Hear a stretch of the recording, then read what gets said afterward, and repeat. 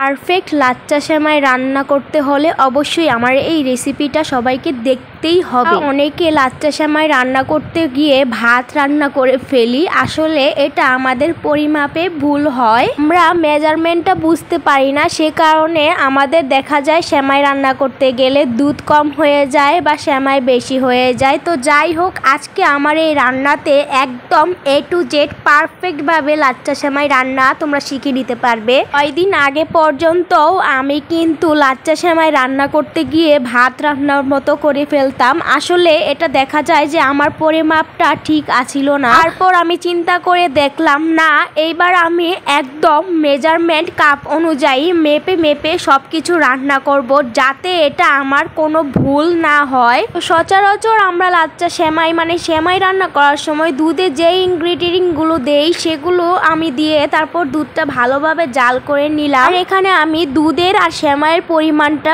বলছি। এখানে আমি 200 গ্রাম একটা সেমাইয়ের প্যাকেট থেকে অর্ধেকটা সেমাই প্রথমে বাটিতে ঢেলে নিয়েছি। এখানে আমি 1 কেজি পরিমাণ দুধ নিয়েছি, সাথে আধা কেজি পরিমাণ পানি ব্যবহার করেছি। আর এই পানিটা আমি জাল করে দুধটাকে আবার 1 কেজি করে নিয়েছি। তো এখন আমি দুধটা জাল হয়ে গেলে আস্তে আস্তে আমি সেমাইটার ওপরে, যেহেতু লাচ্চা সেমাই কিন্তু আগে দুধটা জাল করে তারপর দিতে হয়, সেমাইয়ের ওপর ঢেলে দিতে হয়। তো আস্তে আস্তে আমি দুধটা ঢেলে দিলাম সেমাইটার ওপরে। তারপর আমি এখন যে কাজটা করব, এখন যখন আস্তে আস্তে সেমাইটা বসে যাবে তখন আমি মেজারমেন্ট একটা মাপ যোগ করে যতটুকু সেমাই যদি লাগে মনে হয় তাহলে আমি বাকিটুকু দিব। মনে হলো যে এখানে আরও অনেকটা পরিমাণ সেমাই লাগবে, তাই আমি সেমাইয়ের প্যাকেটটা থেকে আরও কিছুটা পরিমাণ সেমাই নিলাম। তো আমার এখানে যেহেতু 200 গ্রাম পরিমাণের সেমাই লেগেছে, তো আমার মনে হয় আমার এখানে টোটাল মাপযোগ করে আমার যা মনে হলো যে 150 গ্রাম পরিমাণ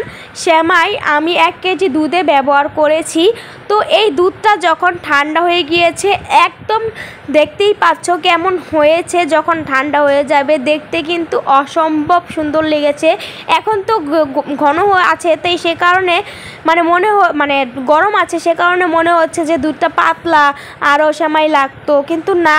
দেখো, এই যে যখন দেখবা যে ঠান্ডা হয়ে গেছে আমার দুধটা, তখন বুঝতে পারবা যে দেখো সেমাইটা কীরকম হয়েছে। এই যে দেখো, এখন আমি তোমাদেরকে নিয়ে দেখাচ্ছি। এই কনসিস্টেন্সিতে আমি আমার সেমাইটা সবসময় রান্না করি, আর এর আগে তো আমি পারতাম না। তো যাই হোক, আমার এই সেমাইয়ের রেসিপিটা আমি আশা করি মাপ অনুযায়ী তোমাদের কাছে অনেক উপকার হবে।